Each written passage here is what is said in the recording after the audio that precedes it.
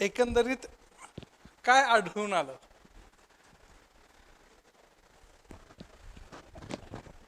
कंबाईनचा paper कोणी दिलेला आहे? एक दोन, अजून तुम्ही नाही दिला. बाकी कोणीच नाही दिला का कंबाईनचा पेपर?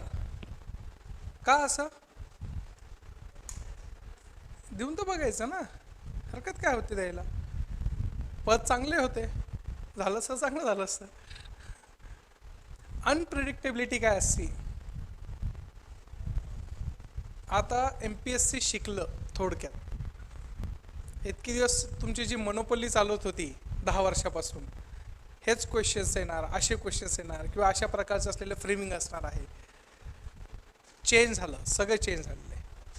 त्यामुळे 4 जूनची जी एक्झाम असणार आहे, लिहून घ्या, असेच बंबार्डिंग काहीतरी येणार आहे. आणि तुम्हाला कदाचित मी पहिले सांगितलं होतं की ज्यावेळेस एक्झामचा पॅटर्न चेंज होतो आणि एक्झामचं ओरिएंटेशन चेंज होतं, तर आपल्याला पण आपला मोड ऑफ ऑपरेंडी, आपला पण अभ्यास त्या प्रकारे बदलावा लागतो. बऱ्यापैकी क्वेश्चन्स जे कंबाईनचे विद्यार्थी जेवढे आहे माझे, तर त्यांनी जेवढं सांगितलं की सर आम्ही ज्या गोष्टी केल्या करंट अफेअर्स किंवा ह्या गोष्टी, ह्या बिलकुल आलेल्या नाही. जिथं 10 मार्क्सला पॉलिटी क्वेश्चन्स येत होते, तिथं 15 क्वेश्चन्स त्याचे आले. जिथं 10-15 क्वेश्चन्स तुमचे असलेले फिक्स होते इकॉनॉमिक्सचे, तिथं त्या प्रकारचे तो आला. परंतु सायन्स थोडं टफ लेवलला गेलं, मॅथ अँड रिझनिंग टफ लेवलला गेलं. कदाचित आपला हा जो अंदाज आहे की कोणतीही एक्झाम असेल आणि त्या एक्झामला जो प्रिडिक्ट करण्याची कॅपॅसिटी असती, ती कॅपॅसिटी आपण बिल्ड नाही करू शकत. कारण की प्रत्येक कमिशन त्याच्या ओन वेजनी रन करत असतो, प्रत्येक कमिशन त्याच्या पद्धतीने चालत असतो. त्यामुळं आता ब्लाइंडली फॉलो करू नका की ज्या पद्धतीने जर करंट अफेअर्स तुम्ही रीड करत असाल आणि करंट अफेअर्ससाठी तुम्ही एखाद्या बुक्सवर रिलाय असेल, माझं अजून प्रांजळ मत आहे, सगळ्या गोष्टी सोडून द्या. आत्तापासून, आजपासून, आता तर वेळ गेलेली आहे, कारण की एका महिन्यामध्ये तुम्ही तर काही 2 वर्षाचं करंट अफेअर्स वाचू शकत नाही. कारण की ह्या कंबाईनच्या एक्झाम्सला त्यांनी 2019, 20, 21 पर्यंत, म्हणजे त्या प्रकारचं स्ट्रेस केलं गेलं तर 19 पर्यंतचं करंट अफेअर्स विचारलं. इकॉनॉमिक्समध्ये कॉन्सेप्ट्स कमी होत्या, फॅक्च्युअल डेटा जास्त होता. तो गोंधळ घालणारच होते ते, कारण की त्यांना माहिती होतं की आता या पद्धतीचं विद्यार्थ्यांना कटवायचं आहे. 8,000 पदांसाठी ती एक्झाम होती. त्यामुळं कदाचित त्यांचं असलेलं माइंडसेट होतं की आपल्याला बॅलन्स करायचं आहे. क्लरिकल पण विद्यार्थी होते, S T I, P S I, A S O सारख्या पदासाठी पण असलेले विद्यार्थी होते.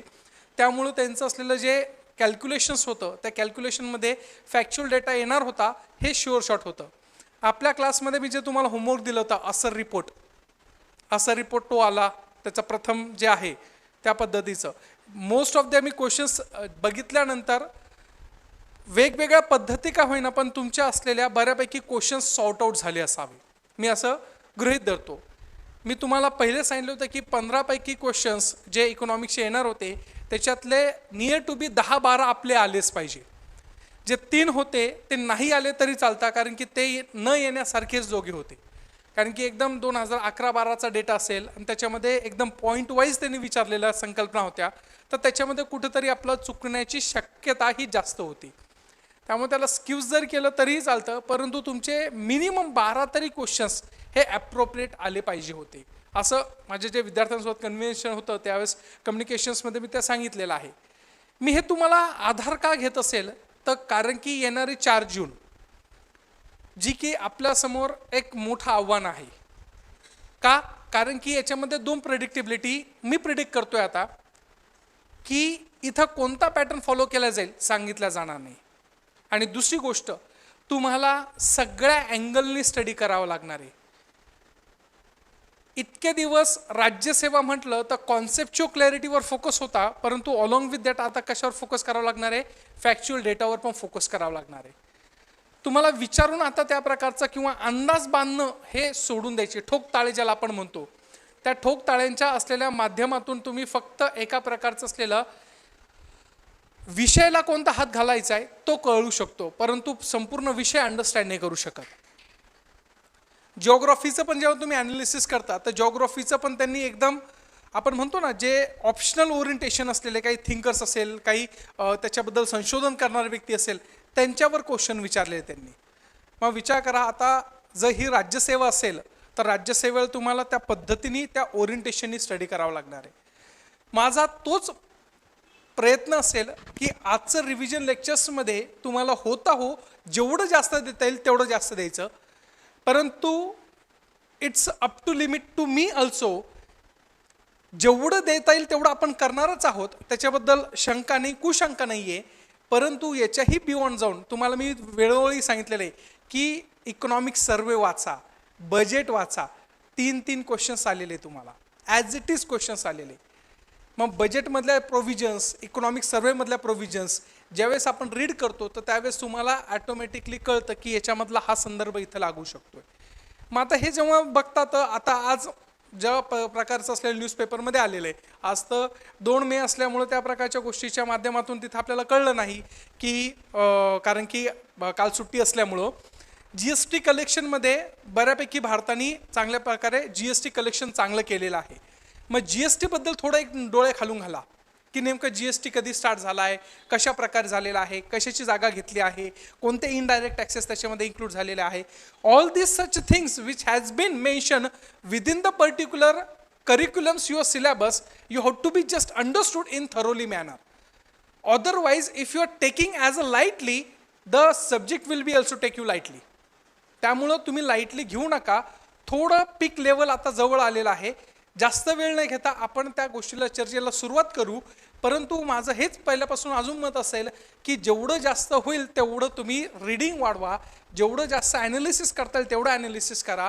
आणि हो असेल तर जवळजवळ इकॉनॉमिक सर्वे आणि जो आपला बजेटचा पोर्शन आहे त्याचं जर तुम्हाला त्या प्रकारचं जिस्ट वगैरे भेटत असेल मार्केटमध्ये किंवा नेटवर सापडत असेल तर डोळ्या खालून एकदा घाला.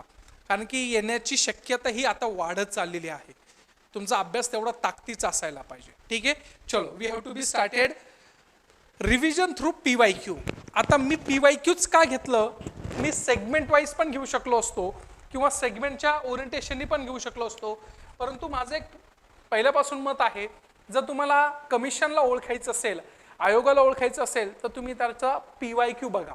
PYQच्या माध्यमातून ठीक आहे ॲज इट इज क्वेश्चन नाही येणार, परंतु त्याची लेंथ आणि त्याची असलेली जी स्ट्रेटनेस आहे तो कुठपर्यंत स्ट्रेस करू शकतो तर आपल्याला त्याच्यामध्ये कळणार आहे. फॉर दॅट रिझन्स आपल्याला रिव्हिजन करायची आहे थ्रू PYQच्या माध्यमातून.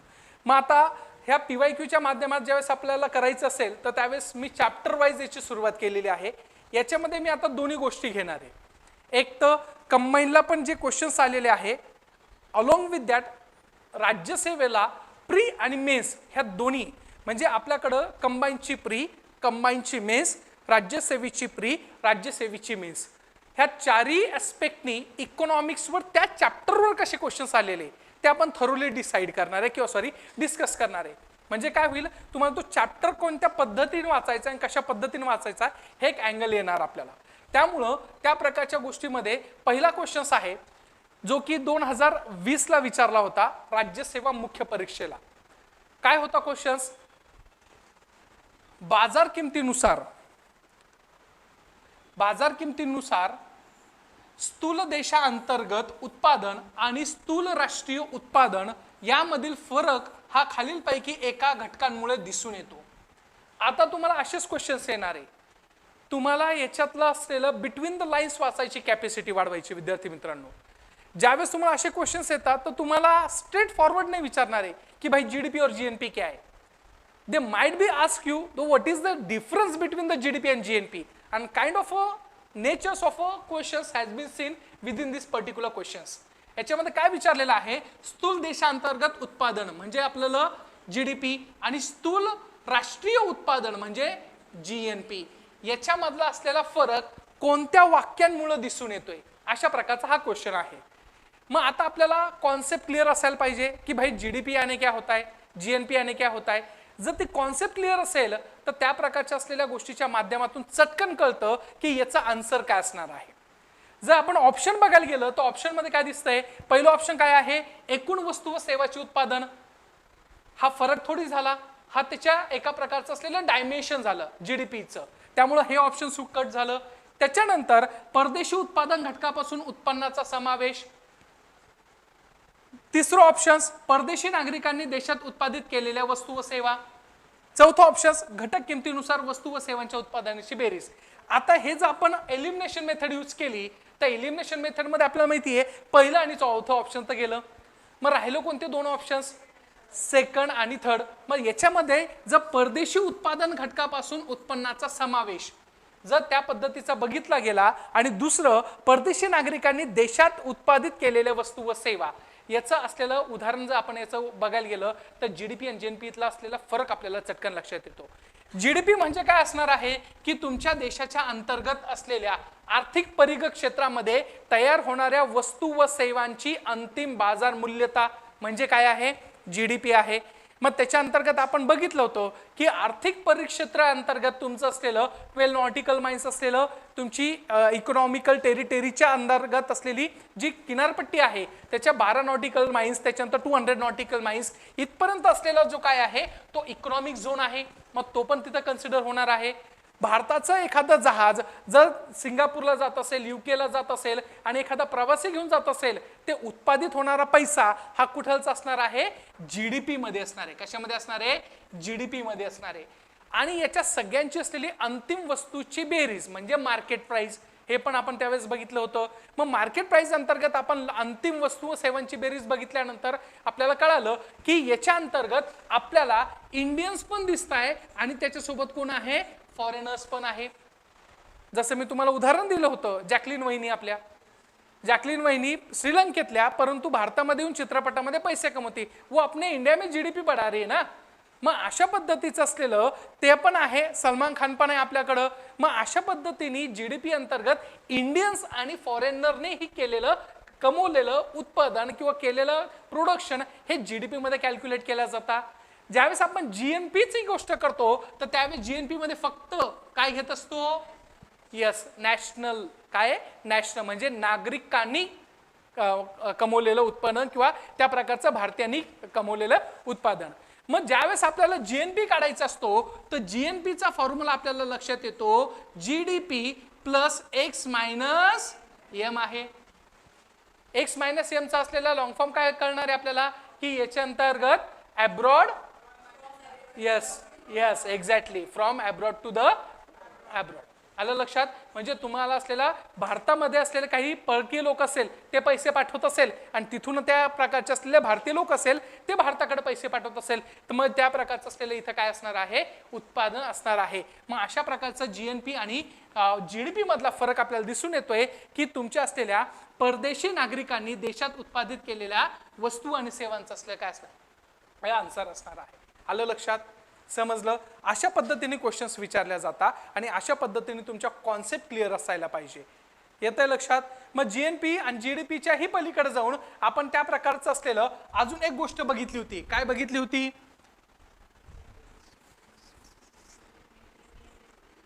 एनडीपी. एनडीपीचं लॉंग फॉर्म काय आहे, नॅशनल काय नेट डोमेस्टिक प्रोडक्ट. आणि त्याच्यानंतर अजून काय बघितलं होतं, एनएनपी. एनएनपीचं काय आहे, नेट नॅशनल प्रोडक्ट. ज्यावेळेस मी तुम्हाला सांगितलं जी वरून कुठं यायचं असेल, एन वर यायचं असेल, ग्रॉस वरून एन वर यायचं असेल तर काय मायनस करायचं आहे, डिप्रिसिएशन मायनस करायचं. काय मायनस करायचं, डिप्रिसिएशन, घसारा मायनस करायचा. तर तुम्हाला त्या प्रकारच्या गोष्टीच्या माध्यमातून तो तुमचा नेट गोष्ट आपल्याला भेटत जाणार आहे. आणि तुम्हाला हे पण सांगितलं होतं की मार्केट प्राइस वरून तुम्हाला कुठे यायचं असेल, फॅक्टर कॉस्टवर, तर त्यावेळेस काय करावं लागणार आहे, काय मायनस करावं लागणार आहे, यस टॅक्स मायनस आणि त्या प्रकारचं प्लस काय करायचं, अनुदान किंवा त्याला आपण काय म्हणतो सबसिडीज प्लस करायचं. फॅक्टर कॉस्टवर येऊन जातो आपण. मग अशा पद्धतीने भारतामध्ये ह्या जीडीपी आणि जीएनपीचं कॅल्क्युलेशन्स करताना आपण सगळ्या गोष्टी बघितलेल्या आहे. याचा आधारभूत वर्ष कितीचा आहे, 2011 का 12, 11-12. आलं लक्षात. ह्या प्रकारचं असलेली कोणती समिती होती, का सेन समिती होती, यस 2004-5 असलेलं त्यावेळेस कोणती समिती होती? सेन समिती. कोणती? अभिजित सेन गुप्ता समिती. मग अभिजित सेन गुप्ता समिती 2004-5 असलेलं तिथं बेस इयर पकडा म्हटले होते, परंतु त्या प्रकारचं असलेलं 11-12 साठी सुंदरम समिती होती, आपल्याला हे पण ठाऊक आहे. मग सध्या जीडीपीचं जर उदाहरण आपण घेतलंच आहे तर मला एक सांगा, ऍग्रिकल्चरचा असलेला वाटा किती % आहे जीडीपी मध्ये? Yes, very good. त्याच्यानंतर तुमचं असलेलं मॅन्युफॅक्चर सेक्टरचा वाटा किती आहे? तर 29 आहे. आणि 54 काय आहे? सर्व्हिस सेक्टरचा आपल्याला दिसून येतोय, आणि जो की आता वाढलेला पण आहे.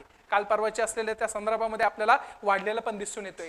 मग ह्या जीडीपी आणि जीएनपीच्या संदर्भामध्ये हे काही महत्त्वाच्या संकल्पना होत्या ज्या की तुम्हाला लक्षात घेणं गरजेचं होतं. आलं लक्षात? मग अशा पद्धतीचं जर काही येत असेल तर तुम्हाला काही फॉर्म्युले हे पाठ असणं गरजेचं आहे किंवा कॉन्सेप्ट क्लिअर असणं गरजेचं आपल्याला इथं दिसून येत आहे.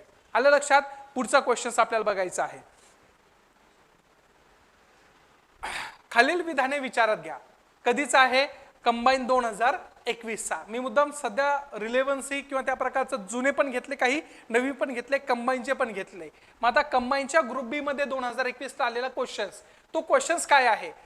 स्वातंत्र्यानंतर भारत सरकारने ऑगस्ट 1948 मध्ये राष्ट्रीय उत्पन्न समितीची नियुक्ती केली. 1949 मध्ये या समिती अंतर्गत प्राध्यापक महालोबिस, त्याच्यानंतर प्राध्यापक DR गाळगीळ आणि VKRV राव यांचा समावेश होता.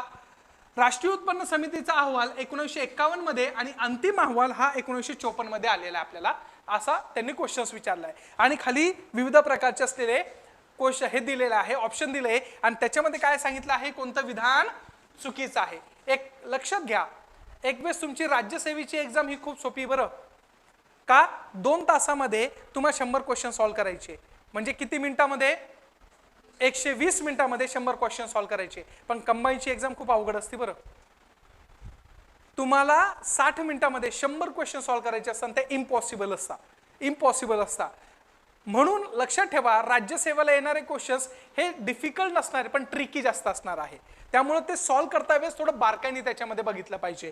मग असा प्रश्न होता कंबाईनच्या 2021 मध्ये, याच्यातून चुकीचं कोणतं आहे हे ओळखायचं होतं. मग चुकीचं आपल्याला माहिती आहे की हे काय आहे?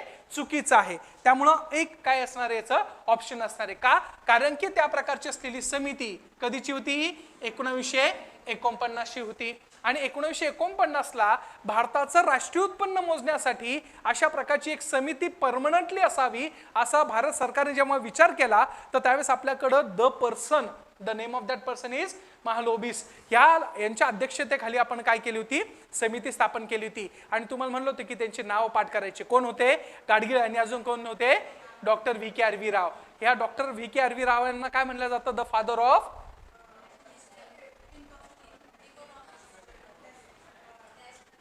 काय म्हणलं जातं? तुम्हाला मी सांगितलं होतं क्लासरूम मध्ये तुमचं मी कंटिन्यू पाठ करून घेतलेलं आहे. काय म्हणलं? The father of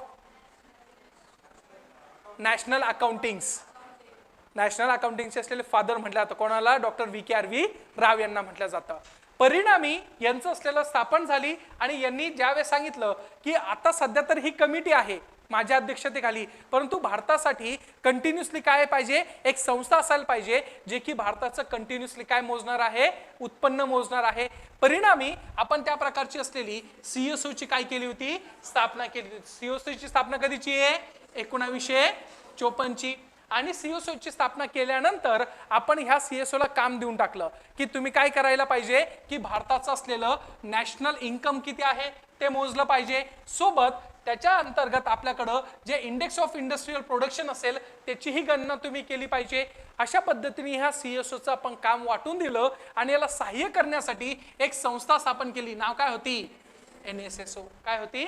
NSSO. आणि 2019 मध्ये, म्हणून लक्ष ठेवा करंट अफेअर्स मधला विषय आहे, 23 मार्च 2019 मध्ये आपण CSO आणि प्लस NSSO यांचं काय केलं? आता एकत्रित केलं आणि आता नॅशनल स्टॅटिस्टिकल ऑफिस आपण स्थापन केलेलं आपल्याला दिसून येते. त्यामुळं हे लक्ष ठेवा, CSO ची स्थापना कधी आहे, NSSO ची स्थापना कधी आहे आणि त्यांचं असलेलं कामाची विभागणी काय आहे. मग भारतामध्ये बेरोजगारीचा दर मोजायचा असेल तर कोणती संस्था काम करते? NSSO. लक्षात ठेवायचं, कोण? NSSO. बेरोजगारीचा असलेला संदर्भ घेता वेळेस कोण करत असतं? NSSO करते. आणि NSSO त्या प्रकारच्या असलेल्या बाकीच्या सगळ्या गोष्टीचं काय करते? सर्वेक्षण करते. सर्वे करायचं काम कोणाचं आहे? NSSO. मग तो रिपोर्ट कोणाला सादर करता? CSO ला. आणि CSO काय करतो? त्या प्रकारचा पूर्ण स्टॅटिस्टिकल व्यवस्थित त्याची मांडणी करतो आणि तो गव्हर्नमेंटला हातात देतो आणि गव्हर्नमेंट पब्लिश करत असतं. मग अशा पद्धतीने भारतामध्ये इंडेक्स ऑफ इंडस्ट्रियल प्रोडक्शन असेल किंवा बाकीच्या काही गोष्टी असेल, सगळ्या गोष्टी काय केल्या जातात? त्याच्या अंतर्गत केल्या जातात. आलं लक्षात? समजतं हे? लक्षात येत आहे? रिकॉल्स होत आहे? त्या सगळ्या गोष्टी आपल्याला तेव्हाच बघायच्या आहेत. तिसरा क्वेश्चन, खालीलपैकी कोणतं राष्ट्रीय उत्पन्नाची अंदाज पद्धती नाहीये? कंबाईन 2018 मध्ये क्वेश्चन्स विचारलेला आहे. हो हो, सगळे आता हुशार झालेले आहे. बघा, ज्या पद्धतीने आपण बघितलं की आपल्याला काय करायचं आहे? GDP मोजायचं आहे. काय मोजायचं आहे? GDP कॅल्क्युलेट करायचं आहे. मग GDP कॅल्क्युलेट करता वेळेस आपल्याला काही पद्धती मोजावं लागणार आहे. संपूर्ण जगामध्ये GDP कॅल्क्युलेशन करता वेळेस, GNP कॅल्क्युलेशन करता वेळेस काही पद्धती वापरल्या जातात. पण मेजॉरिटी ऑफ द पद्धती 3 स्वरूपातल्या आहे. त्याच्यामध्ये असलेली म्हणजे उत्पादन पद्धत, त्याच्यानंतर उत्पन्न पद्धत आणि तिसरी आहे खर्च पद्धत. त्याला म्हणतात प्रोडक्ट मेथड, इन्कम मेथड आणि लास्ट आहे एक्सपेंडिचर मेथड. मग याच्यामध्ये कोणती नाही आहे तर ही काय आहे? आयात निर्यात पद्धत ही आपल्याला दिसून येत नाही. मग ज्यावेळेस तुम्हाला GDP काढायचं असेल, GNP काढायचं असेल तर अशा वेळेस तुम्हाला ह्या 3 पद्धतींनी कॅल्क्युलेशन्स करून प्रोडक्ट मेथड, इन्कम मेथड आणि एक्सपेंडिचर मेथडनी केल्या जातं. हे आपल्याला लक्षात घेणं गरजेचं आहे. मग भारतामध्ये स्पेसिफिकली कोणत्या असलेल्या 2 पद्धतीने वापरल्या जातं तर प्रोडक्ट मेथड आणि काय आहे? Income method. म्हणजे उत्पादन पद्धत आणि उत्पन्न पद्धत. मग उत्पादन पद्धतीमध्ये काय कळतं आपल्याला की भारतामध्ये उत्पादन किती झालं आहे. थोडक्यात सोप्या भाषेत जर सांगायचं म्हणजे भारताच्या प्रत्येक क्षेत्राचं उत्पादन किती आहे. आपल्याकडे 3 क्षेत्र आहे. कृषी क्षेत्र आहे, त्याच्यानंतर उद्योग क्षेत्र आणि तुमचं सेवा क्षेत्र म्हणजे agriculture sector, manufacture sector and then your service sectors. If you are calculating the on the basis of productions you will get the clarity कि भाई हमारे पास कौन सा बढ़ रहा है और कौन सा नहीं बढ़ रहा है. मग अशा वेळेस तुम्हाला ॲग्रिकल्चर सेक्टर असेल आणि मॅन्युफॅक्चरिंग सेक्टर असेल याचा अंदाज काढण्यासाठी तुमच्याकडे प्रोडक्ट मेथड आपल्याला तिथं वापरल्या जाते. उत्पादन किती झाले आहे याचं. परंतु ज्यावेळेस तुम्हाला सेवा क्षेत्र मोजायचं असेल तर सेवा क्षेत्र कशाच्या माध्यमातून मोजलं जातं? इन्कम मेथडच्या माध्यमातून. कशाच्या माध्यमातून? Income method. आता मी तुम्हाला सेवा देतोय, मी शिकवतो म्हणजे काय करतोय? सेवा देतोय. मग सेवा ही प्रोडक्शन मध्ये येईल का? हो नाही, ती सर्व्हिस मध्ये येणार आहे. मग सर्व्हिस मध्ये येत असेल तर माझं काय बघितलं जाणार आहे? उत्पन्न किती आहे. सुधीर सर इथं किती घंटे बोलताय आणि त्याचे पैसे किती घेताय. मग अशा पद्धतीचं मी 4 तास बोललो तर माझं ते काय झालं? एका प्रकारचं उत्पन्न झालं. मग ज्या वेळेस प्रोडक्शन मेथड मध्ये तुम्हाला कॅल्क्युलेशन करायची असतात तर प्रोडक्शन मेथड मध्ये तुम्हाला ॲग्रिकल्चर आणि उद्योग क्षेत्राचं असलेलं कंपॅरिझन कळतं आणि तुमचं असलेलं इन्कम मेथड मध्ये तुम्हाला काय कळतं आहे? त्या प्रकारचं उत्पन्न किती आहे. मग अशा साधारण पद्धतीने भारतामध्ये ह्या दोन्ही गोष्टीचा वापर करून GDP कॅल्क्युलेट केल्या जातो. मग हे GDP कॅल्क्युलेट करता वेळेस तुमची CSO संघटना याचा काय करते? वापर करताना आपल्याला दिसून येते. याच्याही पुढे जाऊन आपण विचार करायला गेलो तर तुमच्या खऱ्या अर्थाने असाही क्वेश्चन येऊन गेलेला आहे की कोणत्या असलेल्या पद्धतीने 2 क्षेत्रांचा असलेलं कंपॅरिझन करता येतं. तर कोणतं असणार आहे? Product method. कोणता आहे? Product method. कंपॅरिझन करता येतं तुम्हाला की ॲग्रिकल्चरचं प्रोडक्शन किती आहे आणि मॅन्युफॅक्चर सेक्टरचं प्रोडक्शन किती आहे. क्षेत्रांचा तुलनात्मक स्वरूपातलं काय करणार आहे? त्या प्रकारचं कॅल्क्युलेशन्स करता येणार आहे. मग अशा पद्धतीने हे GDP कॅल्क्युलेशन्स करता वेळेस सगळ्या गोष्टी काढल्या जातात आणि किंबहुना तशा प्रकारच्या गोष्टी केल्याही जात आहे भारतामध्ये. आलं लक्षात? मग अशा पद्धतीने ही पद्धत आपल्या भारतामध्ये दिसून येत नाही. म्हणून याचं असलेलं कोणतं नाहीये तर काय असणार आहे? फक्त ब. आलं लक्षात? गडबड करायची नाही बेटा, मन में लड्डू फुटा. कारण की तुम्हाला ओळखीचे दिसले ते क्वेश्चन मध्ये काय ते पहिले बघायचं. नाही तर काय होतं? नाही विचारलं आणि तुम्ही आहे करून येता. तसं करायचं नाही. त्यामुळं बारकाईने तिथे बघायचं, ऑब्झर्व करायचं की कशा पद्धतीने कॅल्क्युलेशन्स होणार आहे. हे कळालं? चलो, त्याच्यानंतर पुढचा क्वेश्चन आहे राज्यसेवा मुख्य परीक्षा 2017चा. त्याच्यामध्ये काय दिलंय? खालील विधाने विचारात घ्या. त्या विधानांच्या अंतर्गत आपल्याला काय दिसून येते? उत्पादन पद्धती वस्तू व सेवांच्या निव्वळ मूल्य वृद्धी दर्शविते. दुसरा ऑप्शन आहे उत्पन्न पद्धतीमध्ये सेवा क्षेत्रांचे स्थूल देशांतर्गत उत्पादन दर्शविते. केंद्रीय सांख्यिकी ऑर्गनायझेशन्स तर्फे राष्ट्रीय उत्पन्न मोजमापनासाठी उत्पादन पद्धती आणि उत्पन्न पद्धतीचा काय केला जातो, एकत्रित वापर केला जातो. मग हे तिन्ही स्टेटमेंट काय असणार आहे, बरोबर असणार आहे. बघा विद्यार्थी मित्रांनो, फक्त तुमची कॉन्सेप्ट क्लिअर असायला पाहिजे. प्रोडक्ट मेथड, इन्कम मेथड आणि एक्सपेंडिचर मेथड काहीच अवघड नाहीये. हे जर तुम्हाला कळालं की त्याच्यामधला डिफरन्स काय आहे, तुम्हाला कशाही प्रकारचे क्वेश्चन्स येऊ द्या, तुम्हाला ऑटोमॅटिकली डील होणार आहे. मग अशा स्वरूपाच्या माध्यमातून हे तिन्ही स्टेटमेंट काय आहे, बरोबर होताना आपल्याला दिसून येत आहे. मग अशा प्रकारचं असलेलं प्रोडक्ट मेथड आणि इन्कम मेथड ह्या दोन्ही गोष्टी सीएसओ काय करतोय, यूज करतोय. आणि विशेषतः उत्पादन पद्धतीमध्ये वस्तू व सेवांचे निव्वळ मूल्य वृद्धी दर्शविलेलं आपल्याला दिसून येत आहे. ज्यावेळेस आपण संदर्भ घेतला जीव्हीएचा, जीव्हीएचा लॉंग फॉर्म काय आहे, ग्रॉस व्हॅल्यू ऍडिशन्स. तर व्हॅल्यू ऍडिशन्स मध्ये आपण फक्त बघितलं होतं की व्हॅल्यू किती ऍड झालेली आहे. कारण की आपल्याला माहिती आहे की बेसिकली फॅक्टर प्राइस आहे, त्याच्यानंतर बेसिक प्राइस आहे आणि लास्टला काय आहे, मार्केट प्राइस आहे. पण आपण मार्केटमधली प्राइस जी आहे ती मार्केटमधली प्राइस काय होऊ शकते, फ्लक्च्युएट होऊ शकते, वाढू शकते. मग अशा वेळेस तुमचा जीडीपी वाढलाय तर हे कळतं कधी, ज्यावेळेस तुमच्याकडे उत्पादन वाढलं असेल. तर एखाद्या गोष्टीचं रेट वाढला म्हणजे जीडीपी वाढल्यासारखं होतं का हो, नाही. फॉर एक्झाम्पल ही वस्तू जर तुमची 5 रुपयाची होती आणि ती 15 रुपयाला झाली म्हणजे जीडीपी वाढला का हो तुमचा. पण ही वस्तू पहिले 5 बनायच्या, आता 150 बनताय, जीडीपी वाढला. आता येतंय लक्षात. म्हणजे एखाद्या वस्तूचं असलेलं किंमत ही वाढतीये म्हणजे तो जीडीपी वाढतोय असं होईल का, नाही. मग तुमचं असलेलं मार्केट प्राइस मध्ये जे आत्ताचे ज्या किमती आहे त्या किमती कदाचित कशामुळे वाढू शकता, एक तर महागाईमुळे वाढू शकता किंवा वेगवेगळ्या टॅक्सेशनच्या गोष्टीमुळे वाढू शकता. मग याच्याने क्लिअरिटी होत होती का, भारताचा जीडीपी क्लिअर होत होता का, नाही. म्हणून आपण काय केलं, तुम्ही जीडीपी कॅल्क्युलेट करता वेळेस कोणती गोष्ट ऍड करा, फक्त व्हॅल्यू ऍडिशन करा. मग व्हॅल्यू ऍडिशन मध्ये बघितलं आपण की नेमकं कसं काय बघायचं आहे, किती व्हॅल्यू ऍड झालेले आहे ते तेवढं फक्त अनालिसिस करा. जर एखादी वस्तू 100 रुपयाला मार्केट प्राइस मध्ये भेटत असेल परंतु त्याचा बेसिक प्राइस जर त्या प्रकारचा 70 रुपये असेल तर तुम्ही फक्त हे बघा की त्याच्यामध्ये व्हॅल्यू ऍडिशन 30 ची झाली असेल तर हे 30 कशामुळे झालेले आहे. मग हे 30 त्या प्रकारचं असलेलं टॅक्समुळे वाढले का, कशामुळे त्या प्रकारची सबसिडी दिली नाही म्हणून वाढलेले. म्हणजे अशा प्रकारचं जेव्हा तुम्हाला कॅल्क्युलेशन करायचं असेल तर त्यावेळेस तुम्ही ही पद्धत काय करायला पाहिजे, वापरायला पाहिजे. म्हणून जीव्हीए आपण 2015 पासून काय करायला लागलो होतो, वापरायला सुरुवात करायला लागलो. त्याच्यामधून काय कळायला लागलं, वस्तू व सेवांच्या निव्वळ मूल्यवृद्धीचे काय झालं ते दर्शन आपल्याला घडताना इथं दिसून येत आहे. एक रिकॉल झालं, आपण क्लासमध्ये बऱ्यापैकी चर्चा पण केली होती, तुम्हाला उदाहरण पण दिलं होतं.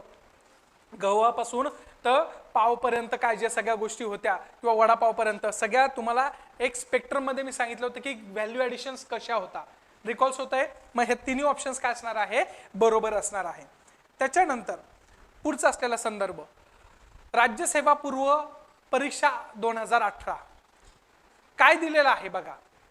किमान जीवनावश्यक गरजांची पूर्तता करण्यासाठी आवश्यक किमान उत्पन्नाचा अभाव याचा संबंध दारिद्र्याच्या पुढीलपैकी कोणत्या प्रकाराशी येतोय, कोणत्याशी येतोय, काय आहे, निरपेक्ष दारिद्र्य. त्याला इंग्लिश मध्ये काय म्हणतात, ऍब्सोल्यूट पॉवर्टी. काय आहे, ऍब्सोल्यूट पॉवर्टी. आपण बघितलं की भारतामध्ये सर्वात जास्त काय आहे, ऍब्सोल्यूट पॉवर्टी आहे. जर तुम्ही कंपॅरिझन करायला गेलं, जर भारताच्या असलेल्या दारिद्र्याचं आणि विशेषतः वेस्टर्न कंट्रीचं जेव्हा तुम्ही अनालिसिस करता तर त्यावेळेस काय दिसून येते की भारतामध्ये जेव्हा दारिद्र्य ही मोजल्या जात होती तर कशाच्या आधारावर मोजल्या जात होती, निरपेक्ष दारिद्र्य. निरपेक्ष दारिद्र्य म्हणजे काय, त्या व्यक्तीचं असलेलं सरासरी किमान उत्पन्न आणि किमान खर्चाची पातळी बघितल्या जाणार आहे. त्याचं उदाहरण पण परत तुम्हाला सांगतो. जर फॉर एक्झाम्पल एका व्यक्तीचं असलेलं इन्कम 1000 रुपये आहे, एका व्यक्तीचं उत्पन्न 600 रुपये आहे. नीट लक्ष द्या बरं, एका व्यक्तीचं 1000 आहे, एका व्यक्तीचं 600 आहे, एका व्यक्तीचं 2400 आहे आणि एका व्यक्तीचं परत त्या प्रकारचं असलेलं आपण जर बघायला गेलं 1000 रुपये आहे. तर याची टोटल बेरीज किती होतीये, 1000, 2000, 3, 5000 होत आहे. 1, 2, 3, 4 डिवाइड बाय 4 किती येत आहे, किती येत आहे इथून सुरुवात आहे म्हणा आमची सरळ. काय 1250. आता एक लक्षात ठेवा 1250 काय आहे, नीट लक्षात ठेवा. 1250 काय आहे, एक आपण सरासरी काढली. काय काढली, याची सरासरी काढली की एखादा व्यक्ती, म्हणजे आता आपल्याला माहिती आहे की प्रत्येक व्यक्ती तेवढंच कमवल याची शाश्वती असते का, नाही. त्या व्यक्तींचं आपण काय केलं, कॅल्क्युलेशन केलं. ए बी सी डी व्यक्तींचं आपण कॅल्क्युलेशन केलं आणि त्यांची काय काढली आपण इथं, सरासरी काढली. आणि आता काय सांगितलं की ह्या प्रकारची असलेली ही लाईन असणार आहे, त्या लाईनला आपण काय नाव दिलं, बीपीएल. मग ह्या 1250 रुपये जर व्यक्ती कमवत नसेल आणि त्याच्यापैकी असलेले व्यक्ती काही असेल की ज्यांचं असलेलं 600 रुपये असेल, त्याच्यानंतर त्या प्रकारचं असलेलं 1000 रुपये असेल, म्हणजे याच्यामधला ए बी आणि डी व्यक्ती काय असणार आहे, बीपीएल मध्ये असणार आहे. पहिली गोष्ट आपण काय काढून घेतलं, त्याची सरासरी काढली आणि सरासरी काढून आपण त्या पद्धतीचं असलेलं कॅल्क्युलेशन्स केलं की yes these are the basic principle to calculate the exactly BPL lines. मग अशा पद्धतीने भारतामध्ये हे ज्या व्यक्तीला एक वेळचंही अन्न खायला भेटत नसेल किंवा त्या प्रकारच्या असलेल्या कोणत्याच गोष्टीची पूर्तता होत नसेल, तर अशा प्रकारचं दारिद्र्य हे भारतामध्ये काय आहे, जास्त आहे. म्हणून भारतामध्ये काय कॅल्क्युलेट केलं जातं, निरपेक्ष दारिद्र्य. आणि आपण विविध योजनांच्या माध्यमातून आपण भारत देश हा पहिल्यांदा कशावर फोकस करतोय, काय कमी करायचं आपल्याला, ऍब्सोल्यूट पॉवर्टी कमी करायची. आपल्याकडे रिलेटिव्ह पॉवर्टी नावाची कॉन्सेप्टच एक्झिस्ट करत नाही. आपल्याकडे तर खायलाच दाणे नाहीये, तर पुढची गोष्ट तर फारच लांबची राहिली. त्यामुळे निरपेक्ष दारिद्र्यता ही आपल्या भारत देशामध्ये कधी कन्सिडर होत नाही. परंतु निरपेक्ष दारिद्र्य मोजण्यासाठी आपण विविध प्रकारचे असलेले संदर्भ ज्यावेळेस घेतो, तर त्यावेळेस आता येणारा काळ हा निरपेक्ष दारिद्र्याच्या संदर्भात असणार आहे असंही वर्तविल्या जाते. कारण की प्रत्येक व्यक्तीचं काय वाढणार आहे, उद्या चालून उत्पन्न वाढणार आहे. प्रत्येक व्यक्तीचं उत्पादन वाढलं, उत्पन्न वाढलं की ऑटोमॅटिकली आता डिस्पॅरिटी काय होत जाणार आहे, कमी होत जाणार आहे. परंतु येणारा काळ म्हणजे अजून त्याला 150-200 वर्ष लागतील. परंतु याचा हा जो आहे तो कसा असणार आहे, तो रिलेटिव्ह पॉवर्टी नंतर कन्सिडर केल्या जाणार आहे. इथपर्यंत आलं लक्षात. मग अशा पद्धतीने भारतामध्ये ज्या व्यक्तीला जीवनावश्यक वस्तूंची गरजाही पूर्ण करतात नाहीये, तर ते कोणतं दारिद्र्य असतं, निरपेक्ष दारिद्र्य असतं, ऍब्सोल्यूट पॉवर्टी असते. हे आपल्याला इथं लक्षात घेणं गरजेचं आहे. समजायला समजतं बरं, तिथं गेलं की चुकतं बरं. पॉलिटी आणि त्याच्यानंतर तुमचा असलेला इकोनॉमिक्स असा विषय समझायला एकदम क्या सर आप क्यों रिवीजन ले रहे हो, हमें तो सब पता है, सिर्फ आप बोलो क्या करना है. आणि जसा पेपर येतो समोर मग ते कळतच नाही की नेमकं याचं उत्तर काय म्हणून. काल विद्यार्थ्यांचं तेच झालं. त्यांनी पॉलिटीमध्ये त्या प्रकारचं असलेलं आपले जे आहे महाधिवक्ता ॲडव्होकेट जनरल्स सगळं एकदम बारकाईने वाचलो, लक्षात येत नव्हतं. अरे पहिलंच ऑप्शन होतं तिथं वरती, पण नाही, चुकलं ते. हे असं होतं ओव्हर कॉन्फिडन्स. समजायला समजतं पण पेपरमध्ये आले की सायकोलॉजिकल वॉर तयार होतो आणि चुकतं आपल्याला. ठीक आहे, तसा पुढचा असलेला क्वेश्चन आपल्याला बघायचा आहे. सापेक्ष गरिबीच्या पुढचा क्वेश्चन आहे राज्यसेवा मुख्य परीक्षा 2014चा आहे. सापेक्ष गरिबीच्या दृष्टिकोनातून खालीलपैकी कोणते निकष विचारात घेतले जातात. आता सापेक्ष दारिद्र्यता आता भारतामध्ये नाहीये, परंतु सापेक्ष दारिद्र्याच्या संदर्भामध्ये आपल्याला बघायचं आहे की कोणते निकष ग्राह्य धरले जातात. सापेक्ष दारिद्र्य काढायचं आहे तुम्हाला, रिलेटिव्ह पॉवर्टी काढायची, तर कोणते असलेले निकष वापरले जाणार आहे. मग दर उत्पन्न खर्च आहे का, त्याच्यानंतर पोषक आहार मूल्य आहे का, त्याच्यानंतर असलेल्या विविध गटामधील उत्पन्नाचं वितरण आहे का, येस ऍब्सोल्यूट, आणि त्याच्यानंतर उत्पन्नाची पातळी. ह्या दोन गोष्टीच्या आधारावर म्हणजे एखादा व्यक्ती त्याचा असलेला संदर्भ घेता वेळेस विविध गटांमधील असलेलं उत्पन्नाचं वितरण कसं आहे, डिस्ट्रीब्युशन कसं आहे, इन्कम इनइक्वॅलिटी तिथं दिसते. उदाहरण दिलं होतं तुम्हाला, माझ्याकडे एक साधी 4 व्हीलर आहे आणि तुमच्याकडे मर्सिडीज आहे. इथं त्या प्रकारचं भारतामध्ये धकून जाणार आहे. परंतु हे जर तुम्ही युएसला गेले तर तुमच्याकडे 20-25 असलेला फरारी आहे आणि माझ्याकडे एकच फरारी आहे. तिथं काय असणार आहे, डिस्पॅरिटी असणार आहे. उत्पन्नाची असलेली वितरणता ही वेगळ्या पद्धतीची आपल्याला दिसून येते. सोबतच त्या प्रकारची असलेली उत्पन्नाची पातळी पण याच्यामध्ये काय केला जातो, कॅल्क्युलेट केला जातो. इथं उत्पन्न किती आहे हे विचारतात. पैकेज पूछते हैं यहाँ पे, तेरे को कितना पैकेज है, 20 कोटी पैकेज है, मला किती पैकेज आहे, 15 कोटी आहे. तो रिलेटिव्ह पॉवर आहे. 15 कोटी आपल्यासाठी म्हणजे फार मोठी गोष्ट आहे, परंतु त्यांच्यासाठी फार ते हे झालं की नाही, दिस आर द रिलेटिव्ह पुअर आहे. रिलेटिव्ह पुअर आहे काय, याला 20 कोटीचं पॅकेज आहे आणि याला किती आहे, 15 कोटीचं पॅकेज आहे. आपल्याकडे तसं नाही, एकाला 15 कोटीचं पॅकेज असेल तर एकाला 5 म्हणजे 5,000 रुपये महिन्यावर काम करतो तो, अशा पद्धतीचं आपल्याकडे काय आहे, ॲब्सोल्यूट पॉवर्टी आपल्याला दिसते. परंतु ज्यावेळेस तुम्हाला उत्पन्नाची पातळी त्या संदर्भामध्ये ही विषमतेच्याच माध्यमातून दिसतेय, तर ह्या दोन गोष्टी तिथं कन्सिडर केल्या जातात ज्यावेळेस तुम्ही सापेक्ष गरीब किंवा सापेक्ष दारिद्र्यता ही कॅल्क्युलेट केल्या जाते. मग अशा संदर्भामध्ये सी आणि डी याचं काय असणार आहे, उत्तर असणार आहे. आलं लक्षात. मग अशा पद्धतीने याचं उत्तर हे असणार आहे राज्यसेवा मुख्य परीक्षा 2014 मध्ये विचारलेलं आहे. पुढचं आहे कंबाईन पेपर 2019. रिसेंटलीच आपण घेतोय चर्चेमध्ये असलेले मुद्दामून दारिद्र्य मापनासंबंधी तेंडुलकर समितीने पुढील सूचना केलेल्या आहेत. आता आपल्याला माहिती आहे, मी तुमच्याकडनं पाठ करून घेतलं होतं विद्यार्थी मित्रांनो, की कमिटीज कोणत्या कोणत्या कमिटीज लक्ष ठेवायच्या, अलग गट, लक्कडवाला, तेंडुलकर कमिटी आणि रंगराजन. Very good. ह्या 4 कमिट्या तुमच्या मुखदगत असायलाच पाहिजे की ज्याच्या माध्यमातून तुम्हाला क्वेश्चन्स हे विचारल्या जातात. बघा क्वेश्चन्स त्याच्यावरच असणार आहे. मग तेंडुलकर समितीबद्दल यांनी विचारलेलं आहे, तर काय विचारलेलं आहे, उष्मांकाधारिक म्हणजे आपण म्हणतो कॅलरी बेस दारिद्र्य रेषेच्या संकल्पनेपासून दूर जाणे असं तेंडुलकर समितीने सांगितलं होतं. दारिद्र्याचे अंदाज मापन करण्यासाठी वेगवेगळ्या वस्तूच्या गटांसाठी वेगवेगळे संदर्भ कालावधी विचारात घेणे. त्याच्यानंतर शिक्षण व आरोग्यासाठी केलेल्या व्यक्तिगत खर्चाचा काय करणे, समावेश करणे. काय आन्सर असणार आहे याचं, काय असणार आहे, ऑल ऑफ दी अबोव. काय असणार आहे, ऑल ऑफ दी अबोव. लक्ष ठेवायचं, ऑल ऑफ दी अबोव तिथेच सांगितलेलं आहे. आता कसं तुम्हाला सांगतो, ज्यावेळेस आपण म्हणतो की तेंडुलकर कमिटीचा असलेला संदर्भ घेता वेळेस तेंडुलकर कमिटी कधी स्थापन झाली होती, व्हेरी गुड. अहवाल कधी सादर केला, 2009. लक्ष ठेवायचं, कधी 2009 ला सादर केला होता. ही तेंडुलकर समिती होती. त्याच्या पहिले 2 समित्या होऊन गेल्या. एक समिती कोणती, 1989 ची, कोणती यस, लकडावाला कमिटी. त्याच्यानंतर पहिली होती त्याची कोणती होती, 1979 ची, यस व्हेरी गुड. काय होती, अलग गट होता. काय होता, अलग गट कमिटी होती. त्या प्रकारे अलग गटनी पहिल्यांदा त्या प्रकारचं असलेलं रुरल साठी किती कॅलरीज, व्हेरी गुड. त्याच्यानंतर अर्बन साठी 2100. झाले पोट्टे पास, तुम्ही तर काहीच राहिलं नाही तुमचं, अर्धी लढाई इथं जिंकली तुम्ही. अलग गटाने किती सांगितलं होतं, कॅलरीजचा वापर दांडेकर रथने सुरुवात केली होती 1971 ला. परंतु त्याच्यानंतर खऱ्या अर्थाने किती यूज करायचं, तर ग्रामीण भागामध्ये किती कॅलरीज असणार आहे, 2400, आणि शहरी भागात किती कॅलरीज असणार आहे, 2100 असणार आहे. असं अलग गटाने 1979 ला समजून सांगितलं. परिणाम स्वरूप त्यांनी संपूर्ण भारतासाठी एकच त्या प्रकारची काय केली होती, पॉवर्टी लाईन डिसाइड केली होती. परंतु त्याच्यानंतर आलेल्या लक्कडवाला समितीने काय सांगितलं, नाही ती कशी पाहिजे, वेगवेगळी पाहिजे. प्रत्येक राज्यासाठी पॉवर्टी लाईन कशी असणार आहे, वेगळी असणार आहे. परिणामी लक्कडवाला समितीने त्या प्रकारच्या गोष्टीच्या माध्यमातून 2400 आणि 2100 असलेली ही एक संदर्भ लाईन घेता वेळेस पॉवर्टी हंगर लाईन पकडली आणि प्रत्येक राज्यासाठी वेगळी असायला पाहिजे असं यांनी सांगितलं. परंतु त्याच्यामध्ये फॉल्ट होता, त्या प्रकारचे दोष होते. असे दोष आढळून आले माननीय श्री तेंडुलकर समितीच्या असलेल्या माध्यमातून.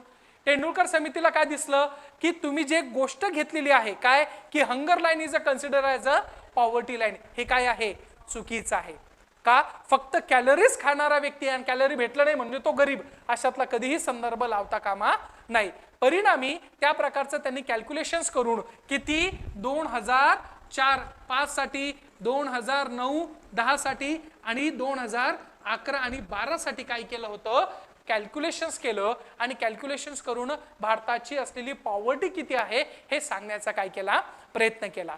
त्यांनी हे पण सांगितलं होतं की तुम्ही फक्त कॅलरीज व त्या प्रकारच्या गोष्टी कॉन्सन्ट्रेट नका करू, तर त्याच्याही व्यतिरिक्त काय करायला पाहिजे, तुम्ही त्यांचा असलेला खर्चाचा समावेश कोणता असणार आहे, शिक्षण आणि आरोग्य, ह्या 2 गोष्टीवर पण लक्ष केंद्रित करा. का, त्या प्रकारचं शिक्षण आणि आरोग्य फक्त सरकारच देत असेल अशातला थोडी भाग आहे. डेव्हलपमेंट झाली आहे, लोक पॉकेट एक्सपेंडिचर करताय, स्वतःच्या खिशातून आरोग्यावर खर्च करताय, पण तो खर्च ग्राह्य धरा ना. आणि विशेषतः संदर्भ काळ पण काय केला होता, त्यांनी बदलला होता. URP वरून कुठं केलं होतं त्यांनी, MRP. कशावर, MRP.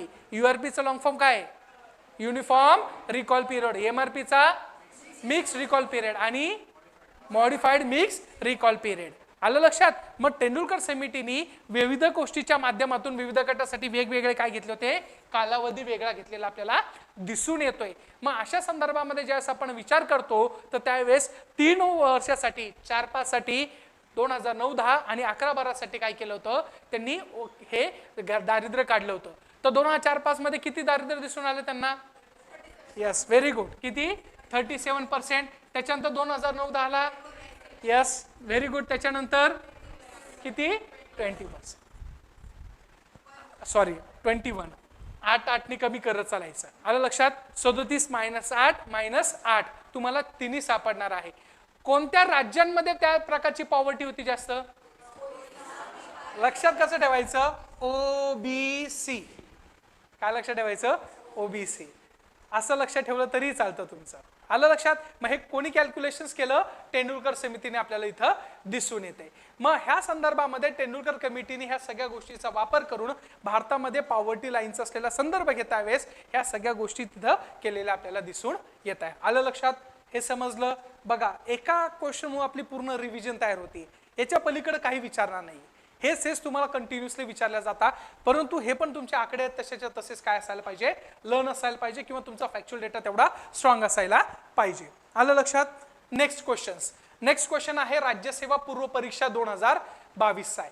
रिसेंटचा आहे, त्यामुळे लक्षात घेणं गरजेचं आहे. बघा, एकूण दारिद्र्य दरीविषयी असलेला म्हणजे TPG, total poverty gap index. आठवलं मी तुम्हाला घेतलं होतं टोटल पॉवर्टी गॅप इंडेक्स जो घेतला होता, same as it is question आलेला आहे. कधीच आहे? 2022. आत्ताचा क्वेश्चन आहे. TPG काय आहे? मग त्या संदर्भामध्ये खालीलपैकी कोणते विधाने योग्य आहे? दारिद्र्य रेषेखाली प्रत्येकाला त्याच्या रेषेच्या वर आणण्यासाठी आवश्यक असलेल्या एकूण उत्पन्नाचे काय करणे? मापन कशातून केलं जातं? TPG अंतर्गत केलं जातं. निव्वळ दारिद्र्य रेषेखालील त्याचे उत्पन्न आहे अशाची संख्या म्हणजे TPG आहे का? प्रत्येक उत्पादन घटकाला मिळणाऱ्या एकूण राष्ट्रीय उत्पन्नातील वाटांचे मापन TPG करते. आणि लास्टला एखाद्या देशातील उत्पन्न विषमतेच्या सापेक्ष तीव्रतेचे मापन TPG करते. हे तिन्ही स्टेटमेंट काय आहे? खालचे चुकीचं आहे. बरोबर काय आहे? पहिलं आपल्याला स्टेटमेंट दिसून येते. मग अशा प्रकारचं असलेलं हे संदर्भामध्ये आपल्याला काय दिसतंय की TPG आपण काढल्या जातो. का काढतो TPG? कारण की आपल्याकडे जी बिलो पॉवर्टी लाईन आहे, ज्या संदर्भामध्ये आपण कॅल्क्युलेट करतो की ही BPL ची लाईन आहे, परंतु ह्या संदर्भामध्ये काही लोक इथं स्थिरावलेले, काही लोक इथं स्थिरावलेले आहे, काही लोक इथं आहे, काही लोक इथं आहे, काही लोक अजून फार आतमध्ये त्या प्रकारच्या असलेल्या दारिद्र्याच्या रेषेखाली दडलेले आपल्याला दिसून येत आहे. हे BPL आहे, परंतु हे कधी पण काय होऊ शकताय? अबोव पॉवर्टी लाईन मध्ये कन्वर्ट होऊ शकताय. मग ज्यावेळेस आपण मार्टिन व्यक्तींचं नाव घेतो, त्या मार्टिन साहेबांनी भारतासाठी पहिल्यांदा अशा प्रकारच्या असलेल्या ह्या TPGचा असलेला संदर्भ घेतला आणि त्यांनी सांगितलं काय की ज्यावेळेस तुम्हाला कॅल्क्युलेट करायचं आहे दारिद्र्य, तर त्याची पेनिट्रेशन लेवल कितपर्यंत गेलेली आहे हे तुम्ही आयडेंटिफाईड करा. अदरवाईज काय करशाल? तुम्ही फक्त म्हणशाल की BPL लोकांसाठी आम्ही बनवतोय, परंतु ह्याच्यामध्ये असलेल्या खालचे लोक कुठे गेले हे संदर्भ काय घेणार आहे? मग गव्हर्नमेंटला ह्या लोकांना वरती आणण्यासाठी जेवढा उत्पन्न त्यांच्या हातामध्ये द्यायचं असेल, ते उत्पन्न जर काढायचं असेल तर आपल्याला दिसून येतं आहे की अशांचं असलेलं हे कुठं कॅल्क्युलेशन केलं जातं? TPG अंतर्गत केलं जातं. उदाहरण देतो याचं. फॉर एक्झाम्पल, इथं राहणारे लोक हे कुठं आहे? BPL मध्ये. इथं पण राहणारे लोक कुठं आहे? BPL मध्ये आहे. आता ह्या लोकांना जर आपल्याला कुठं आणायचं असेल, APL मध्ये आणायचं असेल, अबव पॉवर्टी लाईन आणायचं असेल, तर गव्हर्नमेंटला त्रास कमी होणार आहे. म्हणजे त्यांच्या हातामध्ये पैसे देणं हे काय पडणार आहे? कमी पडेल. फॉर एक्झाम्पल, यांना 20 रुपये द्यावे लागेल वरती येण्यासाठी, परंतु ह्या व्यक्तींना जर वरती आणायचं असेल तर गव्हर्नमेंटला 100 रुपये लागणार आहे. यांच्या हातात किती द्यावं लागणार आहे? 100 रुपये द्यावं लागणार आहे. म्हणजे आता गव्हर्नमेंटचं असलेलं पॉवर्टी गॅप कितीच रुपयाचं आहे? 80 रुपयाचा. कितीचा आहे? 80 रुपयाचा. का? कारण की ह्या लोकांना तुम्हाला किती रुपये द्यावं लागणार फक्त वरती येण्यासाठी? 20 रुपये. जास्त खर्च करावा लागेल का? नाही. पण भारतामध्ये असे पण लोक आहे की त्यांना 100% तुम्हाला सर्व्हिस द्यावं लागणार आहे. म्हणजे त्यांना एक वेळ खाण्याची भ्रांत आहे, राहायला घर नाहीये, त्यांना शिक्षण नावाची गोष्ट नाहीये, आरोग्याच्या व्यवस्था नाहीये. असे रस्त्यावर किंवा त्या प्रकारच्या असलेल्या एखाद्या एकदम रिमोट एरियामध्ये राहणारे लोक भारतामध्ये जास्त आहे. त्यामुळे पॉवर्टी लाईन ही काय आहे? तेवढी पेनेट्रेटेड आहे. परिणामी भारतामध्ये यांना जर वरती आणायचं असेल तर भारताच्या असलेल्या सरकाराला त्याच्यावर खर्च करणं काय करावं लागणार आहे? जास्त करावं लागणार आहे. म्हणून बघा, फूड सिक्युरिटी जो ऍक्ट आहे 2013चा, मी तुम्हाला सांगितलं होतं, त्याच्यानंतर तुमचा असलेला अंत्योदय योजना आहे, की जिथं आपण फ्री ऑफ कॉस्ट मध्ये काय देतोय, तिथं अन्नधान्य वाटण्याचा प्रयत्न करतोय, किंवा 1 रुपये किंवा 2 रुपयाच्या स्वरूपाच्या माध्यमातून आपण फूड सिक्युरिटी बिलच्या माध्यमातून अन्नधान्य देतोय का, कारण की ह्या प्रकारचा त्यांचा एक्सपेंडिचर तो बाकीच्या गोष्टीवर खर्च करू शकता, खाण्यापिण्याचं कोण बघणार आहे, गव्हर्नमेंट बघणार. मग यांना वरती आणायचं असेल तर ही TPGचा असलेला फॉर्म्युला यूज केला जातो. आलं लक्षात. त्यामुळे हे स्टेटमेंट जेव्हा येतं ना तर बारकाईने बघायचे हे स्टेटमेंट मध्ये काय अंदाज घेतलेला आहे. समजलं, आलं लक्षात. अशा प्रकारचे क्वेश्चन्स येतात बरोबर. त्यामुळं हे बारकाईने बघायचं की काय दिलेलं आहे. जर मराठीतून समजत नसेल तर इंग्लिश मध्ये वाचत चला. आणि आय वुड सजेस्ट कि भाई आप इंग्लिश में पढ़ो. इंग्लिश में जितना कॉन्फिडेंटली समझ में आता ना वो मराठी में नहीं समजत. पर्टिक्युलर तुमच्या असलेल्या इकॉनॉमिक्स विषयासाठी. इकॉनॉमिक्स मध्ये ज्या टर्मिनॉलॉजीज आहे त्या तुमच्या इंग्लिशमध्ये परफेक्ट असतात आणि ते रीड केलं तर प्रॉपरली तुमचा असलेला आन्सर तुम्हाला लवकर फाइंड आउट होणार आहे. पुढचा क्वेश्चन्स 2022चा आहे कंबाईनचा. गरीब मुद्द्याचे पुनर्निरीक्षण किंवा पुनर्परीक्षण करण्यासाठी 2011-12 मध्ये कोणती समिती नेमण्यात आली. कोणती समिती होती, रंगराजन समिती. मग मला एक सांगा, रंगराजन समितीचा असलेला संदर्भ ज्यावेळेस आपण घेतो तर त्यावेळेस किती पर्सेंट त्याला सापडलं होतं. यस, किती टोटल होती, 29%. तुम्हाला ट्रायंगल सांगितलं 29, 30 आणि आलं लक्षात, 29, 30 आणि 34. हा ट्रायंगल मी तुम्हाला सांगितलं होता की ग्रामीण भागासाठी किती आहे आणि शहरी भागामध्ये किती पॉवर्टी. टोटल किती पर्सेंट आहे, 29%. आलं लक्षात. ही रंगराजन समिती त्यांनी दिलेलं रिकमेंडेशन्स इंडियन गव्हर्नमेंटने ऍक्सेप्ट केले का, नाही. अजून पण आपण we are just following the Tendulkar committees. आणि त्याच्यानंतर 2017-18 मध्ये परत त्या प्रकारची असलेली बैठक बसलेली आहे आणि एक कार्यगट पण अजून बसलेला आहे. आणि त्याच्यावर आता सध्या संशोधन चालू आहे की भारतामध्ये आता उत्पादन आणि उत्पन्न आणि याच्या माध्यमातून केलेलं पॉवर्टी लाईनचं असलेलं आयडेंटिफिकेशन हे लवकरात लवकर आपल्या हातात येणारच आहे. तसं गव्हर्नमेंटने सांगितलेलं आपल्याला दिसून येत आहे. आलं लक्षात. अशा प्रकारचा क्वेश्चन हा कंबाईनच्या पूर्व 2022 मध्ये आपल्याला दिसून आला. त्याच्यानंतर आहे सगळ्यात महत्वाचं राज्यसेवा पूर्व परीक्षा 2017. मल्टी डायमेन्शनल पॉवर्टी इंडेक्स काय आहे, मल्टी डायमेन्शनल पॉवर्टी इंडेक्स बद्दल असलेला क्वेश्चन्स आहे. मी तुमचा पाठ करून घेतलं होतं, अंडरस्टँड करून घेतलं होतं की नेमकं कसे क्वेश्चन्स येत आहे ते बघा. कुटुंब बहुआयामी दारिद्र्य होण्याची शक्यता शब्द काय आहे बघा. क्वेश्चन्स कसा विचारले त्यांनी, कुटुंब बहुआयामी दारिद्र्य होण्याची शक्यता अशा वेळी जास्त असते जेव्हा वंचितचा निर्देशांक खालीलपैकी मोजला जाणार आहे. मग त्याच्यामध्ये असलेला 20% पेक्षा जास्त पण 33% पेक्षा कमी, 33% पेक्षा जास्त पण 50% पेक्षा कमी आणि 25% पेक्षा जास्त पण 50% पेक्षा कमी असते. मग कोणतं असणार आहे याचं, सेकंड ऑप्शन. काय असणार आहे, सेकंड असणार आहे. आपण बघितलं होतं की तुमचं असलेलं पहिले ज्यावेळेस UNDPनी तुमच्या असलेल्या पॉवर्टीचा असलेला संदर्भ घेता होता त्यावेळेस UNDPच्या असलेला ज्यावेळेस पॉवर्टी काढत होते त्यावेळेस ह्युमन पॉवर्टी इंडेक्स हा काय करायचे, काढायचे. हा ह्युमन पॉवर्टी इंडेक्स कधीपासून काढायला लागले होते, 97 पासून. कधीपासून, 97 पासून. आणि ह्युमन पॉवर्टी इंडेक्सच्या माध्यमातून संपूर्ण जगामध्ये किती पॉवर्टी आहे हे काढायचा प्रयत्न केला. परंतु जसं मी तुम्हाला सांगितलं की तुमच्या भारत देशामध्ये किंवा संपूर्ण जगामध्ये जिथं जिथं पॉवर्टी असेल त्या पॉवर्टीचा संदर्भ घेता वेळेस आता पॉवर्टी फक्त एक डायमेन्शनली आहे का हो, नाही. तिला कशी आहे, मल्टी डायमेन्शन्स आहे. परिणामी स्वरूप आपण त्या प्रकारचं असलेलं HPI काढायचं सोडून आपण काय चालू केला, MPI चालू केला. तो कधीपासून, 2010 पासून. मल्टी डायमेन्शनल पॉवर्टी इंडेक्स आपण कॅल्क्युलेशन करायला चालू केलं आणि मल्टी डायमेन्शनल पॉवर्टी इंडेक्स मधून आपण 3 प्रकारच्या गोष्टीवर फोकस केला. कोणतं, आरोग्य, त्याच्यानंतर आहे शिक्षण आणि त्याच्यानंतर आहे स्टँडर्ड ऑफ लिव्हिंग असणार आहे किंवा जीवनमानाचा दर्जा आहे.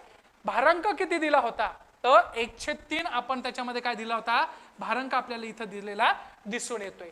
मग अशा पद्धतीचं असलेलं ह्या संदर्भामध्ये मल्टी डायमेन्शनल पॉवर्टी इंडेक्स अंतर्गत आपण आरोग्यामध्ये त्या प्रकारचं असलेलं जननी मृत्यू दर असेल किंवा शिशु मृत्यू दर असेल ते कॅल्क्युलेशन करणार आहे. शिक्षणामध्ये means of years of schooling calculation करणार आहे आणि स्टँडर्ड ऑफ लिव्हिंग मध्ये घर, फरशी, त्याच्यानंतर असलेलं इंधन, वीज, नळ, ह्या सगळ्या गोष्टीचा काय केला जाणार आहे, विचार केला जाणार आहे.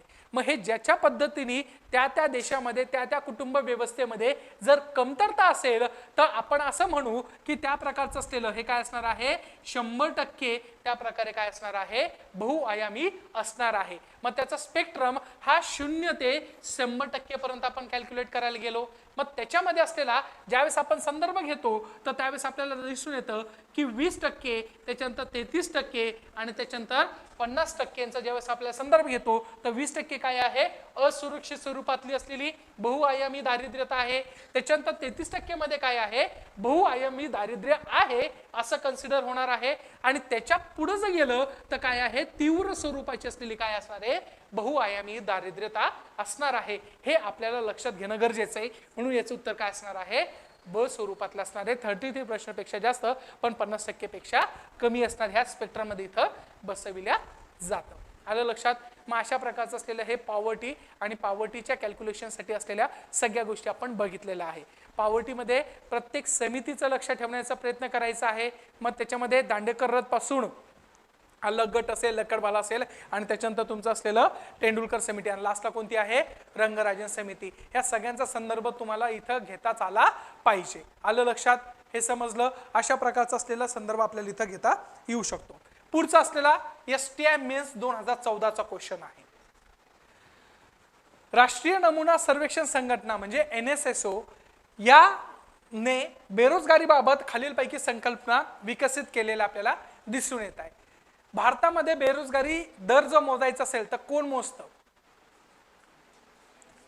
भारतामध्ये जर बेरोजगारी आयडेंटिफाईड करायची असेल तर कोण मोजत असतात? NSSO मोजतो. NSSO मोजत असता वेळेस 3 गोष्टीचा आधार घेता. तुम्हाला मी सांगितलं होतं. कोणतं आहे?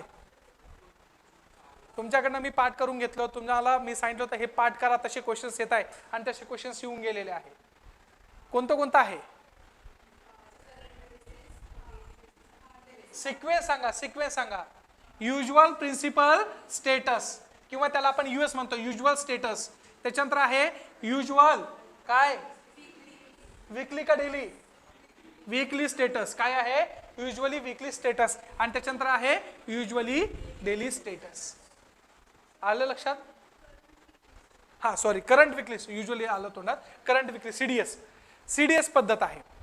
3 आहे युज्युअली प्रिन्सिपल स्टेटस, त्यानंतर करंट वीकली स्टेटस आणि करंट डेली स्टेटस. ह्या 3 प्रकारच्या असलेल्या संदर्भातून बेरोजगारी मोजमापनाचा आपण कार्य करताना इथं दिसतोय. मग हे बेरोजगारी जेव्हा मोजायची असेल तर त्यावेळेस NSSO काय करते, ह्या 3 गोष्टीचा आधार घेते. युज्युअली स्टेटस मध्ये काय दिसून येतं आपल्याला की तो युज्युअली काय असतो, घरीच असतो. म्हणजे 365 दिवसापैकी त्याला असलेलं काय 12 महिने तो जो असेल वर्षाचं तर त्याच्यापैकी 10 महिनेच म्हणजे घरी बसतो आणि 2 महिनेच काय करतोय, काम करतोय. मग युज्युअली तो घरी असतो म्हणून तो युज्युअल स्टेटस मध्ये काय दिसतंय, त्या प्रकारची तो बेरोजगारी दिसते. ह्या युज्युअल स्टेटस मुळे काय अनालिसिस होतं आपल्याला की त्या प्रकारची असलेली बेरोजगारी कशी आहे, चिरकाळ आहे. काय आहे, चिरकाळ स्वरूपातली काय आहे, बेरोजगारी आहे. मग किंवा त्याच्यापेक्षाही पलीकडे जाऊन आपण म्हणू शकतो की ही बेरोजगारी कशा प्रकारची आहे, हंगामी बेरोजगारी पण म्हणू शकतो, प्रचंड बेरोजगारी आपण म्हणू शकतो की ज्याच्या माध्यमातून तुम्हाला कळतंय तो व्यक्ती किती दिवस काय आहे, बेरोजगार आहे. दुसरं काय आहे, करंट वीकली स्टेटस. वीकली त्याचा काय केला जातो, अभ्यास केला जातो. म्हणजे फॉर एक्झाम्पल 30 दिवसाचा पूर्ण असलेला एक महिना आहे, त्या महिन्याअंतर्गत आपल्याला बघितलं जातं की ह्या महिन्यातून हा दिवस काय आहे, फक्त रोजगारीत आहे, पण बाकीचं असलेला पूर्ण काय आहे, त्या प्रकारचा असलेला तो घरी बसलेला आहे. जसं की 30 दिवस म्हणजे 4 आठवड्यापैकी तो फक्त काय करतोय, 1 आठवडा काम भेटतोय आणि बाकीच्या असलेल्या 3 आठवड्यामध्ये त्याला काय भेटत नाहीये, काम भेटत नसेल तर तो काय आहे, करंट वीकली स्टेटसच्या माध्यमातून चेक केला जातो. आणि लास्टला काय आहे, करंट डेली स्टेटस. मग डेली स्टेटसचा वापर करून आपण जे डेली वेजेस लोकांचा असलेला संदर्भ घेतो किंवा तुमची मनरेगा जी स्कीम आहे त्या मनरेगा स्कीम मध्ये जे 100 दिवसाचा आपण कॅल्क्युलेशन्स करतो त्या सगळ्या गोष्टीचा संदर्भ आपल्याला तिथं लागू शकतो आणि तिथं आपण त्यांना बेरोजगारीचा भत्ता देण्यासाठी, रोजगारीत करण्यासाठी आपण ह्या सगळ्या गोष्टीचा वापर केलेला आपल्याला इथं दिसून येतोय. आलं लक्षात. मग अशा पद्धतीने सामान्य स्थिती, चालू साप्ताहिक स्थिती, चालू दैनिक स्थिती ह्या 3 पद्धतीच्या माध्यमातून NSSO काय करतंय, बेरोजगारीचा दर कॅल्क्युलेशन्स केल्या जातो. आलं लक्षात? मग बेरोजगारीच्या प्रकारामध्ये ग्रामीण भागातली बेरोजगारी दोन प्रकारची, कोणती कोणती आहे? हंगामी आणि प्रच्छन्न, किंवा ज्याला आपण म्हणतो सीझनल अनएम्प्लॉयमेंट आणि डिस्गस अनएम्प्लॉयमेंट. आणि बाकीच्या सगळ्या अनएम्प्लॉयमेंट्स कुठे दिसतंय तुम्हाला? शहरी भागातल्या. हे पण लक्ष ठेवण्याची गरजेचं आहे. सोबतच त्या प्रकारचं असलेलं ज्यावेळी तुम्ही बेरोजगारी म्हणता तर त्याच्यामध्ये सायक्लिकल असलेली अनएम्प्लॉयमेंट्स आहे. सायक्लिक अनएम्प्लॉयमेंट जास्त करून कुठे दिसते तुम्हाला? विकसित देशामध्ये, डेव्हलप कंट्रीजमध्ये. कुठं? डेव्हलप कंट्रीजमध्ये. तेजीमंदीचा काळ असेल तर त्या प्रकारची असलेली बेरोजगारी सापडते. फ्रिक्शनल असलेली अनएम्प्लॉयमेंट म्हणजे काय? जसं की फॉर एक्झाम्पल उदाहरण घेतलं आपण, पहिले घोडागाडी असायची, त्याच्यानंतर बसेस आल्या, त्याच्यानंतर ओला उबेर आले. मग ऑटोमॅटिकली जे लोक ज्या जुन्या पद्धतीने चालायचे ते काय होतं चालले? बेरोजगार होत चालले. किंवा आपण टाईपरायटरची उदाहरण घेतलं होतं. टाईपरायटरच्या माध्यमातून आता काय आलेलं आहे? कॉम्प्युटर आहे. आता ChatGPT असणार आहे. म्हणजे आता हळूहळू सगळे कुठं बसणार आहे? घरी बसत चालणार आहे. तुम्ही सगळे कुठं बसणार? काही दिवसांतर घरीच बसणार आहे. का? कारण की आता हे ChatGPT किंवा बाकीच्या गोष्टी, आता AI जेवढं स्ट्रॉंग होत चाललंय की गरज नाही पडणार आहे आता. म्हणजे एक क्लिकवर तुमचं सगळ्या गोष्टी तयार होत असेल तर तुमच्या असलेल्या माणसांचं असलेलं त्या प्रकारे गरज काय असणार आहे? त्यामुळे ही बेरोजगारी काय आहे? फ्रिक्शनल बेरोजगारी आहे. एज्युकेटेड अनएम्प्लॉयमेंट कुठे दिसणार आहे? तुमच्या असलेल्या त्या प्रकारचा शहरी भागात आहे. हायली एज्युकेटेड अनएम्प्लॉइड्स आहे की ज्याच्या माध्यमातून तुम्हाला काय होतंय? एज्युकेशन घेतलेलं आहे परंतु मनासारखी काय भेटत नाहीये? नोकरी भेटत नाहीये. तर अशा संदर्भामध्ये त्याचा संदर्भ आपण लावू शकतो आणि ह्या पद्धतीने काढल्या जातात. आलं लक्षात? अशा वेळेस क्वेश्चन्स विचारलेले आपल्याला दिसून येत आहे. आता पुढचा क्वेश्चन आहे बेरोजगारीवरच. राष्ट्रीय नमुना सर्वेक्षण संस्थेने मांडलेल्या नित्यस्थिती बेरोजगारी. नित्यस्थिती बेरोजगारी म्हणजे युज्युअल प्रिन्सिपल स्टेटस. बेरोजगारीच्या संदर्भातील खालील विधानापैकी कोणते विधाने खरी आहे? राज्यसेवा मुख्य परीक्षा 2018 मध्ये क्वेश्चन्स विचारलेला आहे. मग त्याच्यामध्ये काय? ही संज्ञा तीव्र बेरोजगारी दर्शविते. युज्युअल प्रिन्सिपल स्टेटस मध्ये दाखवतो. युज्युअली तो कुठं असतो? घरीच असतो. मग साहजिकच आहे ही संज्ञा काय दाखवतीये? तीव्र बेरोजगारी. लॉजिक लावायचं. तीव्र बेरोजगारी म्हणजे की भाई उसको मिला ही नहीं जॉब, वो घर पे बैठे हुआ है. त्याच्यानंतर ही वार्षिक संज्ञा आहे. वार्षिक संज्ञा आहे युज्युअल प्रिन्सिपल स्टेटस. ॲब्सोल्युटली. ही संज्ञा व्यक्ती दर दर्शविते. व्यक्तीचा दर दर्शविते. परंतु ही संज्ञा काळ दर दर्शविते हे नाहीये. काळ नाही दर्शवतो. कारण की काळ जर म्हटलं तर काळ ह्या शब्दामध्ये काय येतो? एक वर्ष नाही येत. आपण म्हणतो ना एक पूर्ण काळ गेला म्हणजे 10 वर्षाचा. मग 10 वर्ष कोणी बेरोजगार असेल का? मग तो बेरोजगार नाहीये, मग तो मोठं आहे. आलं लक्षात? मग या प्रकारचं असलेलं तो बेरोजगार नाहीये, ते फक्त जिता जागता दगड आहे. मग ह्या दगडाला आपण काही करू शकतो का? नाही. मग हा का काळ नाही दर्शवित, हा काय दाखवतोय? तो पर्टिक्युलर टाइम बिंग दर्शवितो. म्हणजे ती कशी आहे? वार्षिक संज्ञा आहे. मग अशा प्रकारचं असलेलं सेकंड नंबरचं ऑप्शन असणार आहे ABC. कारण की युज्युअल प्रिन्सिपल स्टेटस मध्ये आपल्याला कळून चुकतंय की युज्युअली तो घरीच बसलेला आहे म्हणून त्या प्रकारची असलेली तीव्रता काय आहे? बेरोजगारीची आहे. आपण उदाहरण पण घेतलं होतं करोनाचा काळ. करोनाच्या काळामध्ये लोक काय झाले होते? बेरोजगार झाले होते. मग ते तब्बल 1 ते 1.5 वर्ष घरून बसून होते. मग अशा प्रकारचे घरी बसलेले व्यक्ती जे होते तर त्याचं असलेली तीव्रता ही फार मोठ्या स्वरूपातली होती. म्हणून त्यांचं जे कॅल्क्युलेशन होतं ते कशामध्ये होतं? युज्युअल प्रिन्सिपल स्टेटसमध्ये. वार्षिक स्वरूपातली संज्ञा होती आणि व्यक्तीचा दर दाखवायची. काय दाखवायची? व्यक्तीचा दर. म्हणून 3 स्वरूपातलं असलेल्या या संदर्भामध्ये आपल्याला इथं लक्षात घेणं गरजेचं आहे. CDS काय दाखवतो? व्यक्ती दिन दर दाखवतो. काय दाखवतो? व्यक्ती दिन दर दाखवतोय. आणि युज्युअल प्रिन्सिपल स्टेटस आणि युज्युअल विकली स्टेटस काय दाखवतोय? व्यक्ती दर दाखवतो. काय दाखवतो? व्यक्ती दर दाखवतो. पण व्यक्ती दिन दर फक्त कुठं दाखवत असतो? CDS मध्ये. येतंय लक्षात? रिकॉल होतंय? अंडरस्टँड होतंय? चलो.